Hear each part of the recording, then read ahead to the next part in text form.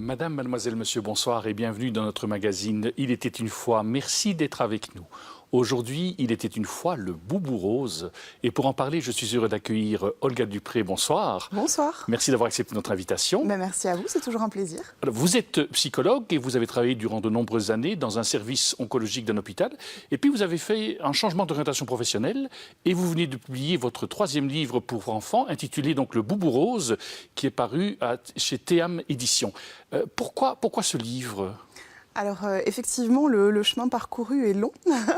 J'avais commencé à m'intéresser à la littérature enfantine dans le cadre de mon métier en oncologie, comme vous le disiez. J'ai travaillé avec des familles dont les parents étaient atteints de cancer et on s'est retrouvé face à une demande d'un support, d'un outil pour les tout jeunes enfants, chose qui n'existait pas vraiment à cette époque. Et donc c'est comme ça qu'avec un collègue, on s'est lancé dans cette histoire et que finalement j'ai pris goût à finalement la littérature enfantine, le dessin, et je me suis dit que je pouvais peut-être essayer de tenter l'aventure.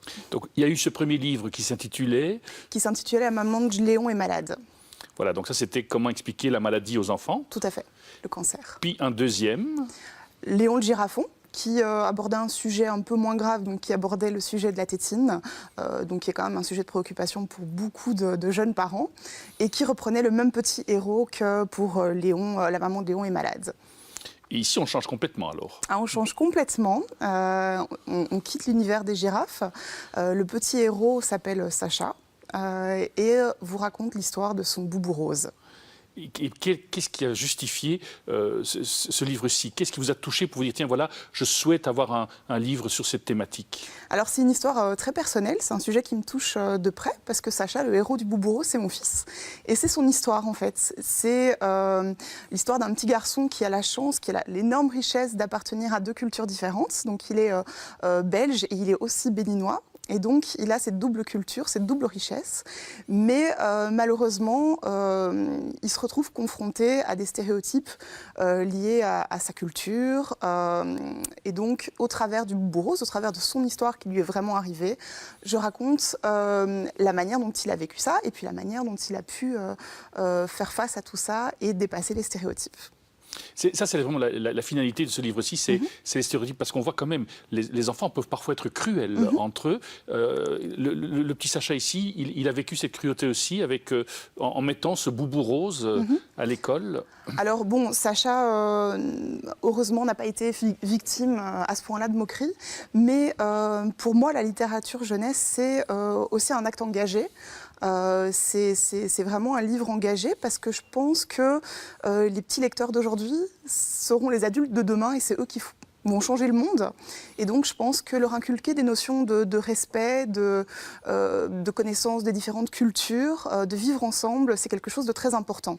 Et donc à travers un support ludique, donc je pense que c'est quand même un livre assez ludique, je parle de sujets qui sont un petit peu plus sérieux et un petit peu plus graves, dans l'espoir de faire avancer les choses petit à petit. Alors justement, ici, quels sont les stéréotypes que vous essayez de dénoncer et d'inviter les enfants à les dépasser? Il y a le racisme d'abord, sans doute. Tout à fait. Ben oui, c'est un petit peu tout ce qu'on vit aujourd'hui avec toute l'actualité qu'on connaît, dont on ne va pas forcément parler, mais finalement, je pense qu'aujourd'hui, c'est le vivre ensemble qui est le plus mis à mal. Il y a une espèce de repli identitaire qu'on observe à cause de tout ce qui se passe pour l'instant. On se replie sur soi, on se replie sur sa culture, on se replie sur ses valeurs et les choses qu'on connaît. Et donc, c'est vrai qu'on a tendance à mettre un petit peu à distance ce qui se passe juste à côté. Mais aujourd'hui, on ne peut plus mettre à distance son voisin parce qu'il vit à côté de nous. Et donc, l'idée vraiment, c'est ça, c'est se vivre ensemble, c'est essayer de combattre le racisme, les stéréotypes culturels, les petites moqueries, les petits jeux de mots qu'on trouve un petit peu anodins, qu'on fait tous. Ça a un impact. Et donc, c'est un petit peu ça que j'essaye de défendre à travers ce livre. Et justement, vous prenez le boubou donc, de cette couleur rose, quand même, qui est aussi un stéréotype, qui est Tout quand à fait, même... tout à fait. C'est aussi un stéréotype de genre. Et l'idée aussi, c'était d'aborder cette thématique-là. Parce que ça, à l'école aujourd'hui, dans les catalogues de jouets pour enfants, on remarque vraiment que les enfants sont encore fort soumis à ce genre de stéréotypes. Le rose, c'est pour les filles. Tu es un garçon, tu ne pleures pas. Tu joues à la poupée, tu ne peux pas jouer à la poupée. Tu es un garçon, qu'est-ce que tu fais? Endurcis-toi. Et donc ça, c'est des choses qui sont vraiment encore très présentes aujourd'hui, très présentes dans les cours d'école. Et donc, effectivement, c'était aussi quelque chose que je voulais aborder à travers ce livre. Et justement, comment aider les enfants à dépasser la différence et à l'accepter quelque part et à s'enrichir de cette différence? Je pense que la principale chose à faire est d'accompagner l'enfant dans ce qu'il a envie. Si l'enfant a envie de jouer à la poupée, alors que c'est un garçon, mais pourquoi le contredire dans cette envie? Pourquoi le contrarier? Je pense qu'il faut être à l'écoute, il faut l'accompagner et les choses se feront naturellement. Votre formation de psychologue, est-ce qu'elle vous aide dans l'écriture de cette littérature enfantine? Je pense que je ne renie pas mon passé, ça m'a énormément apporté et donc je pense qu'effectivement j'en garde énormément de réflexes, une grille de lecture, des lunettes au travers desquelles je vois le monde, donc effectivement c'est un bagage dont je me sers encore énormément. Dans le cadre de ce livre-ci, donc je rappelle Le Boubou Rose, qui traite de l'acceptation de la différence, de partir à la rencontre de la différence, finalement, ça se termine bien? Oui, ça se termine très bien. Ça se termine très bien, c'est abordé avec beaucoup d'humour, enfin j'espère. Et donc c'est un livre vraiment plaisant à lire et à lire avec ses enfants.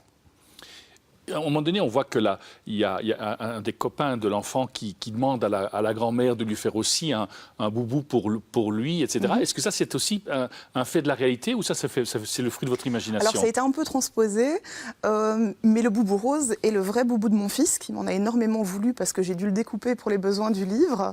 Mais ce petit garçon est le meilleur ami de mon fils. Effectivement, il existe. Alors, il ne m'a pas demandé de lui coudre un boubou, mais j'ai amené des boubous dans la classe lors d'une présentation du pays de mon fils. Et donc les enfants se sont habillés, ont mangé des produits locaux, ont écouté de la musique africaine, pour les sensibiliser et que ça ne soit plus quelque chose d'étrange et d'étranger pour eux. Comment est-ce que vous allez poursuivre? C'est votre troisième livre, donc je suppose que d'autres livres sont déjà dans votre esprit. Comment est-ce que vous allez poursuivre cette carrière justement maintenant d'auteur de livres pour enfants? Alors, comme vous le disiez, j'ai abandonné la psychologie pour l'instant. On ne sait jamais de quoi demain il fait, mais c'est vrai qu'aujourd'hui, ce n'est pas dans ce chemin-là que je poursuis. Et donc, je peins également, je fais des tableaux. Donc, je me sers aussi de boubou pour peindre et pour mes toiles. Et à côté de ça, effectivement, j'ai deux projets qui se précisent pour l'instant de livres pour enfants, sur lesquels je travaille. Toujours des sujets quand même assez engagés. Mais en gardant toujours mon ton de l'humour, qui pour moi est très important, surtout avec les enfants. Mais justement, vous y revenez souvent sur cette tonalité de l'humour. On l'avait déjà vu dans les livres précédents. En quoi est-ce que l'humour fait mieux passer un message, d'après vous? Je pense qu'à plusieurs niveaux, c'est important. Un premier niveau, ça permet un moment de partage avec le parent, parce qu'effectivement, c'est le parent qui souvent achète le livre et lit le livre. L'humour va permettre un échange, une connivence entre le parent et l'enfant, et va permettre un dialogue, l'installation d'un dialogue entre les deux. Après, c'est aussi une accroche positive. Les enfants aiment beaucoup rire. Et donc, je pense que c'est une manière de leur parler qui, en tout cas, à moi, me correspond bien. Et justement, cet humour-là, vous avez l'impression que ça, c'est le véhicule qui va permettre que le message, justement, de l'acceptation de la différence puisse mieux passer? En tout cas, c'est ma manière à moi de le faire. Olga Dupré, merci beaucoup. Je rappelle donc ce livre, Le Boubou Rose, qui est paru à Théam Édition. Et puis on aura peut-être l'occasion de vous accueillir à nouveau sur notre plateau pour votre prochain livre. Nous arrivons déjà au terme de notre magazine. Merci d'être resté avec nous au nom de toute l'équipe qui l'a préparé. Il ne me reste qu'à vous souhaiter une excellente soirée et je vous dis à très bientôt.